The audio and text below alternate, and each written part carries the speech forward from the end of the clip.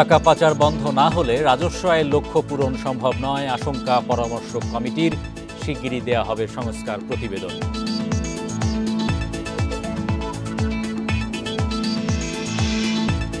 বাজারে এখনও ভোজ্য তেলের সংকট, আপাতত বাড়ছে না দাম। চট্টগ্রামে মন প্রতি চিনির দাম বেড়েছে 1200 টাকা।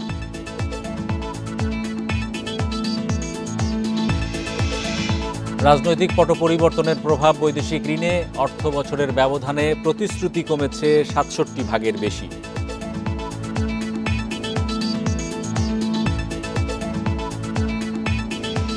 আমন্ত্রণ অর্থনীতি সারাদিনে, আপনাদের সাথে আছি আমি হরি সাহা। শুনছিলেন শিরোনাম, এবার জানাবো বিস্তারিত। দেশ থেকে টাকা পাচার বন্ধ করা না গেলে রাজস্ব আয়ের লক্ষ্যে পৌঁছানো সম্ভব হবে না বলে মনে করেন এনবিআর সংস্কার পরামর্শ কমিটির সদস্যরা। তাদের মতে রাজস্ব ব্যবস্থাপনায় সংস্কার এনে আদায় বাস্তবসম্মত লক্ষ্য ঠিক করতে হবে। সোমবার আইসিএবি ও ইকোনমিক রিপোর্টার্স ফোরাম আয়োজিত আলোচনায় জানানো হয়, ভ্যাট, ট্যাক্স ও কাস্টমস আইন সংস্কারে কমিটির রিপোর্ট শিগগিরই জমা দেওয়া হবে। ধারাবাহিকভাবে বিভিন্ন অংশীজনদের সঙ্গে আলোচনা করছেন জাতীয় রাজস্ব বোর্ড সংস্কারে গঠিত 5 সদস্যের পরামর্শক কমিটি। এরই অংশ হিসেবে হিসাববিদদের সংগঠন আইসিএবি ও অর্থনৈতিক রিপোর্টারদের সংগঠন ইআরএফ এর সঙ্গে এ মতবিনিময়। আলোচনায় অংশ নিয়ে এনবিআর সংস্কার কমিটির সদস্যরা বলেন, এনবিআরকে ডিজিটালাইজেশন না করায় প্রকৃত করদাতাদের কাছ থেকে কর আদায় করতে পারছে না প্রতিষ্ঠানটি। কাজে আমাদেরকে এখন সিদ্ধান্ত নিতে হবে, ব্যাট আইন বর্তমানে যে অবস্থা আছে এই ডিস্টরশন থেকে আমরা আসলে কীভাবে বেরোতে হবে। এখানে আপনাদের মতামত, সুনির্দিষ্ট মতামত দরকার। ইনকাম ট্যাক্সের এক অবস্থা, টিডিএস বিষয় সেগুলো বলেছি। তো কাজে ডিজিটালাইজেশন কোনো বিকল্প নাই, ডিজিটালাইজেশন হতে হবে। হিউজ আন্ডারগ্রাউন্ড ইকোনমি এবং অ্যাট দি সেম টাইম টাকা পাচার, এই দুটা খাতকে আমরা যদি না থামাতে পারি তাহলে আমার যেটা মনে হয় যে বিশেষ করে আয়কর খাতে যে কাঙ্ক্ষিত রাজস্ব আমরা আসলে আদায় করতে পারবো না। এ সময় অর্থনীতিবিদরা বলেন, সংস্কার আনতে হলে অর্থনৈতিক অগ্রগতির সাথে সামঞ্জস্য রেখে রাজস্ব আদায়ের বাস্তবসম্মত লক্ষ্য ঠিক করতে হবে। যারা রাজনৈতিক নেতৃত্বে থাকবে সরকারে, তাদেরকে ঠিক করতে হবে যে আমি ওই যে ঋণ করে ঘি খাবো না। এই ট্যাক্স অতিরিক্ত আদায় করাটা ওই ঋণ করে ঘি খাওয়ার মধ্যেই পড়ে। বিদেশি বিনিয়োগের কথা বলি, দেশি বিনিয়োগ যদি আমার ভালো না হয়, আমার দেশি বিনিয়োগকারীরা যদি খুব বড় আকারে এখানে কনফিডেন্স না পায়, বিদেশি বিনিয়োগকারীরা কেন আসবেন? স্বার্থের সংঘাত বন্ধে এনবিআর থেকে নীতি প্রণয়ন শাখা আলাদা করার সুপারিশ করেছে কমিটি। খুব শীঘ্রই কমিটির রিপোর্ট জমা দেওয়া হবে বলে জানান কমিটির প্রধান। ইনকাম ট্যাক্স অ্যাক্ট, তারপরে কাস্টমস অ্যাক্ট এবং ভ্যাট আইন, এই তিনটা আইনকে আমরা একেবারে কি বলে পয়েন্ট বাই পয়েন্ট, ধারা বাই ধারা আমরা বিশ্লেষণ করতেছি, করে আমরা একটা খুব শীঘ্রই এটার উপর একটা দেবো, ডিজিটালাইজেশনের উপরে একটা দেবো। ইনকাম ট্যাক্স, কাস্টমস এবং ভ্যাট, এই তিনটা উইংয়ের যতগুলো রিফর্মস আছে, যতগুলো বাস্তবায়নের দিক আছে, প্রত্যেকটা জায়গায় আমাদের যে একটা প্ল্যাটফর্ম দাঁড় করানো উচিত। এ সময় এনবিআরের সক্ষমতা বাড়ানোর পাশাপাশি জবাবদিহিতা নিশ্চিতের পরামর্শ দেন সংস্কার কমিটির সদস্যরা। তৌহিদ রানা, ইন্ডিপেন্ডেন্ট নিউজ, ঢাকা। দেশে কমছে বিদেশি ঋণ সহায়তা। চলতি অর্থ বছরের 6 মাসে বিভিন্ন প্রকল্পে 229 কোটি 86 লাখ ডলার ঋণ দেওয়ার প্রতিশ্রুতি দিয়েছে উন্নয়ন সহযোগীরা, যা আগের বছরের একই সময়ে ছিল 698 কোটি 98 লাখ ডলার। অর্থাৎ অর্থ বছরের ব্যবধানে ঋণের প্রতিশ্রুতি কমেছে 67%। তবে প্রতিশ্রুতি ও অর্থ ছাড় কমলেও আগের নেয়া ঋণের কারণে পরিশোধ ক্রমান্বয়ে বাড়ছে। অর্থনৈতিক সম্পর্ক বিভাগ ইআরডির হালনাগাদ প্রতিবেদনে দেখা গেছে, চলতি অর্থবছরের প্রথম 6 মাস জুলাই থেকে ডিসেম্বরে বৈদেশিক ঋণ ছাড় হয়েছে 353 কোটি 24 লাখ ডলার। গত অর্থ বছরের একই সময়ে ঋণ ছাড় হয়েছিল 406 কোটি ডলার। শুধু ঋণ ছাড় নয়, কমেছে প্রতিশ্রুতিও। এই সময়ে ঋণের প্রতিশ্রুতি এসেছে 229 কোটি ডলারের, যেখানে আগের বছর একই সময়ে প্রতিশ্রুতি এসেছিল 698 কোটি ডলারের। অর্থাৎ বৈদেশিক ঋণের প্রতিশ্রুতি কমেছে 67%। অর্থনীতিবিদরা বলছেন, বিগত সময়ে প্রয়োজনের চেয়ে অপ্রয়োজনীয় প্রকল্পে বেশি ঋণ নেওয়া হয়েছে। ঋণের প্রতিশ্রুতি কমার পেছনে প্রকল্পের অনুমোদন কমা সহ রাজনৈতিক পট পরিবর্তনের প্রভাব দেখছেন তারা। কোনো দেশ বাইল্যাটারাল, মাল্টিল্যাটারাল যদি লোন অথবা গ্রান্টস যে কোনো কিছু নির্ভর করে একটা দেশের রাজনৈতিক স্থিতিশীলতার উপর, উন্নয়ন প্রকল্প সেগুলা কিভাবে বাস্তবায়ন হচ্ছে। আমরা জানি অন্তর্বর্তী সরকার আসার পর এটা স্লথ হয়ে গেছে, অনেক ক্ষেত্রে অনেক প্রকল্প চলবে কি চলবে না সেটা নিয়েও দ্বিধাদ্বন্দ্বে রয়েছে। 6 মাসে সবচেয়ে বেশি ঋণের প্রতিশ্রুতি পাওয়া গেছে বিশ্বব্যাংকের সহযোগী প্রতিষ্ঠান আন্তর্জাতিক উন্নয়ন সংস্থা আইডিএর। সংস্থাটির কাছ থেকে 91 কোটি 45 লাখ ডলারের প্রতিশ্রুতি পাওয়া গেছে। এছাড়া এডিবির কাছ থেকে 70 কোটি, জাপানের কাছ থেকে 25 কোটি, এআইআইবির থেকে 16 কোটি এবং অন্যান্য সংস্থার থেকে পাওয়া যাবে 27 কোটি 20 lakh dollar. Amirul Islam, independent news, Dhaka. ভোজ্য তেলের দাম বাড়ানোর চেষ্টা করছিল উৎপাদনকারী প্রতিষ্ঠানগুলো, কিন্তু চাপের মুখে প্রস্তাব ফিরিয়ে নিতে বাধ্য হয়েছে তারা। তবে ব্যবসায়ীদের দাবি, বাজার পরিস্থিতি স্বাভাবিক রাখতেই আপাতত দাম বাড়ানো হচ্ছে না। কিন্তু বাজারে এখনও তেলের সংকট রয়েছে, তাই রোজার মাসে সরকারকে নজরদারি বাড়ানোর তাগিদ দিয়েছে ক্যাব।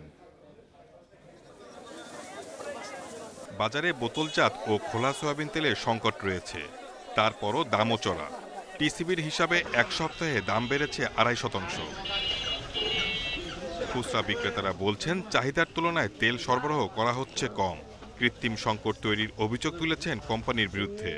কোম্পানির তেল দিতে আসে না, ডিলার আসলে সমস্যা না, ডিলার আয়ে 100 কার্টন, কারণ বাজার প্রতিদিন এক একটা কোম্পানির কাছে তেলের দরকার আছে 2000 কার্টন। যা মাঝে মাঝে 2-4 কার্টন আসে, ওনাদের পলাশ তেল নিতে হবে, সরিষার তেল নিতে হবে, তারপর আপনাকে 5 লিটার তেল দিবে। গত 9 ডিসেম্বর সয়াবিন তেলের দাম 8 টাকা বাড়ানো হয়, তারপরও সংকট কমেনি। উল্টো আরও দাম বাড়াতে এ মাসে বাণিজ্য মন্ত্রণালয়ে 2 বার চিঠি দেয় ভোজ্য তেল উৎপাদক সমিতি, কিন্তু সাড়া না পেয়ে 25 জানুয়ারি অবস্থান থেকে সরে আসেন মিল মালিকরা। আমরা আপাতত মনে করতে চাই যে আমরা আপাতত উল্টো করছি, এরকম আর কি। আপাতত কিছু বলি নাই, বলছি না কোম্পানিগুলো মানে আমরা যেটা লিখছি দিতে ওটাই লিখেন, ছবি তো করে তার মানে আপাতত বাড়ছে না।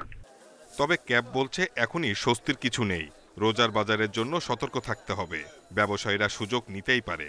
কৃত্রিম সংকট তৈরি না করে ভোক্তাদেরকে যদি স্বস্তি দেওয়া হয়, তাহলে ব্যবসায়ীদের প্রতি আমাদের যে আস্থা, যে বিশ্বাস, সেটা কিন্তু অনেকাংশে বৃদ্ধি পাবে। আমরা এই ব্যবসায়ীদের এই শুভবুদ্ধির উদয়কে স্বাগত জানাই। একই সাথে জনগণের চাপের কথা স্বীকার করে তারা যে দাম বৃদ্ধির প্রস্তাবটি প্রত্যাহার করেছেন। সয়াবিন ও পাম মিলিয়ে বছরে তেলের চাহিদা 20 লাখ টনের বেশি। Shahid Ahmed, independent news, Dhaka. দেশের শীর্ষস্থানীয় ওষুধ প্রস্তুতকারী কোম্পানি স্কয়ার ফার্মাসিউটিক্যালসের বার্ষিক বিক্রয় ও বিপণন সম্মেলন অনুষ্ঠিত হয়েছে। এক সংবাদ বিজ্ঞপ্তিতে প্রতিষ্ঠানটি জানায়, শুক্রবার কক্সবাজারে এ সম্মেলন অনুষ্ঠিত হয়। সম্মেলনে স্কয়ার গ্রুপের চেয়ারম্যান স্যামুয়েল এস চৌধুরী, ব্যবস্থাপনা পরিচালক তপন চৌধুরী ও পরিচালক এরিক এস চৌধুরী উপস্থিত ছিলেন। বিজ্ঞপ্তিতে জানানো হয়, 1958 সাল থেকে দেশে ও বিদেশে ওষুধ সরবরাহ করে আসছে স্কয়ার। এতে দেশে টানা 40 বছর ধরে শীর্ষস্থান ধরে রেখেছে প্রতিষ্ঠানটি। বর্তমানে স্কয়ার ফার্মাসিউটিক্যালস বিশ্বের 40টিরও বেশি দেশে ওষুধ রপ্তানি করছে।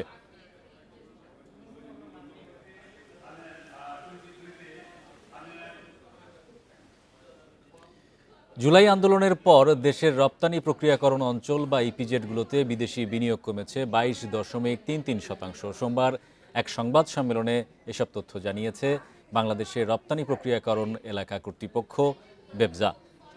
এ সময় জানানো হয়, 2023-24 অর্থ বছরের জুলাই ডিসেম্বর সময়ে ইপিজেডে বিনিয়োগ হয়েছিল 162.6 বিলিয়ন ডলার, যেখানে 2024-25 অর্থ বছরের একই সময়ে বিনিয়োগের পরিমাণ দাঁড়ায় 126.3 বিলিয়ন ডলারে। জানানো হয়, পট পরিবর্তন ছাড়াও বৈশ্বিক অর্থনৈতিক পরিস্থিতির জন্য বিনিয়োগ কমেছে। তবে বিনিয়োগ কমলেও এই সময়ে ইপিজেড থেকে রপ্তানি বেড়েছে 22.41%।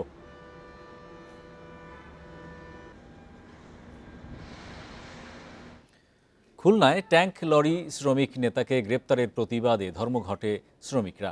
এর জেরে পদ্মা, মেঘনা ও যমুনার ডিপো থেকে তেল উত্তোলন ও পরিবহন বন্ধ রয়েছে। দাবি আদায়ে সকাল 10টায় খুলনা বিভাগীয় ট্যাঙ্ক লরি শ্রমিক ইউনিয়ন কার্যালয় চত্বরে বিক্ষোভ সমাবেশ করেন শ্রমিকরা। এ সময় আলী আজম সহ নাশকতার মামলায় গ্রেপ্তার 4 শ্রমিক নেতার মুক্তি ও মামলা প্রত্যাহারের দাবি করেন তারা। দাবি আদায় না হওয়া পর্যন্ত আন্দোলন চালিয়ে যাওয়ার হুঁশিয়ারি দেন শ্রমিকরা। খুলনাসহ 16 জেলায় জ্বালানি তেল সরবরাহ ও পরিবহন বন্ধ রয়েছে। তবে এখন পর্যন্ত ধর্মঘটের কারণে ডিপোগুলোতে জ্বালানি তেলের সংকট দেখা দেয়নি বলছেন সংশ্লিষ্টরা। রোববার দুপুরে নাশকতার মামলায় শ্রমিক ইউনিয়ন সাধারণ সম্পাদক আলী আজমকে গ্রেপ্তার করা হয়।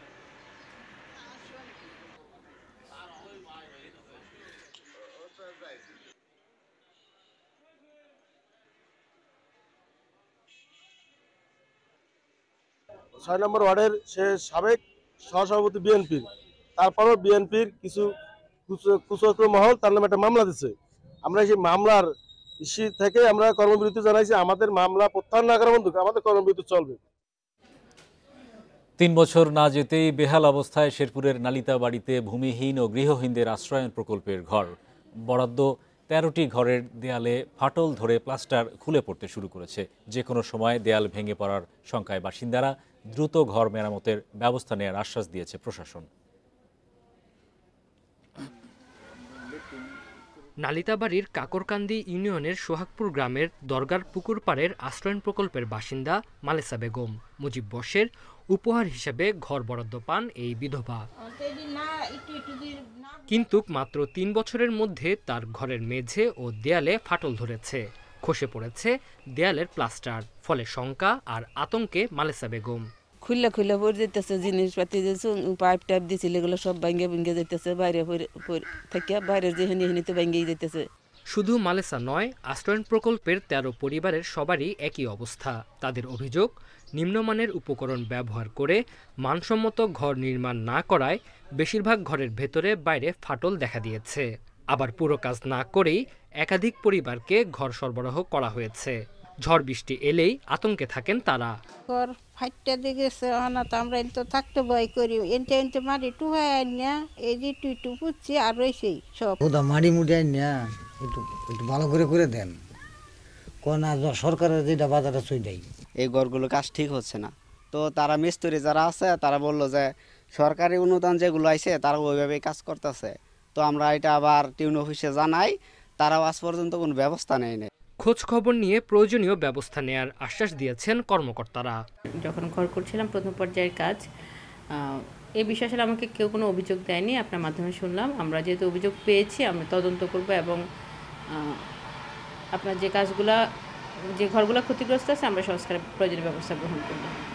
ভূমিহীন ও গৃহহীন ১৩টি পরিবারকে ২০২১ সালে ঘর বরাদ্দ দেয় উপজেলা প্রশাসন।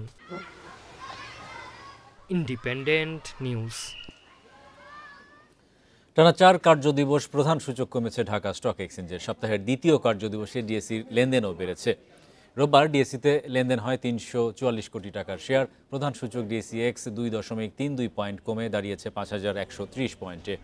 হাতবদল হওয়া ৩৯৯টি কোম্পানির মধ্যে দর বেড়েছে ১৪০টির, কমেছে ১৭৮টির এবং অপরিবর্তিত ছিল ৮১টি শেয়ার ও মিউচুয়াল ফান্ডের দর। সবচেয়ে বেশি লেনদেন হওয়া প্রতিষ্ঠানের তালিকায় প্রথম মালিক স্পিনিং, আর দর বৃদ্ধির শীর্ষে ছিল শার্প ইন্ডাস্ট্রিজ। অন্যদিকে চট্টগ্রাম স্টক এক্সচেঞ্জের সার্বিক সূচক কমেছে ২৯.৭৮ পয়েন্ট। লেনদেন হয় ৩২ কোটি ২ লাখ টাকার শেয়ার।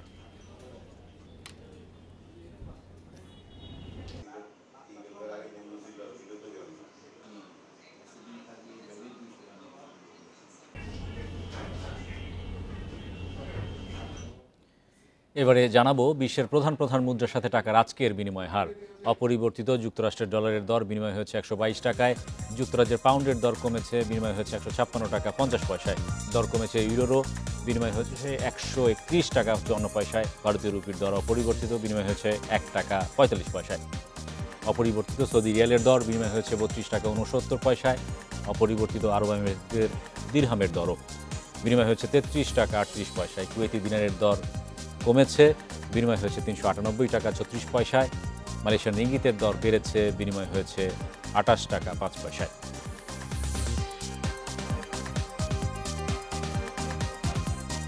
এই ছিল আজকের অর্থনীতি সারাদিনে। ইন্ডিপেন্ডেন্ট টেলিভিশন সব খবর জানতে চোখ রাখুন ফেসবুক, ইউটিউব এবং এক্সে। আমন্ত্রণ আমাদের পরের আয়োজন।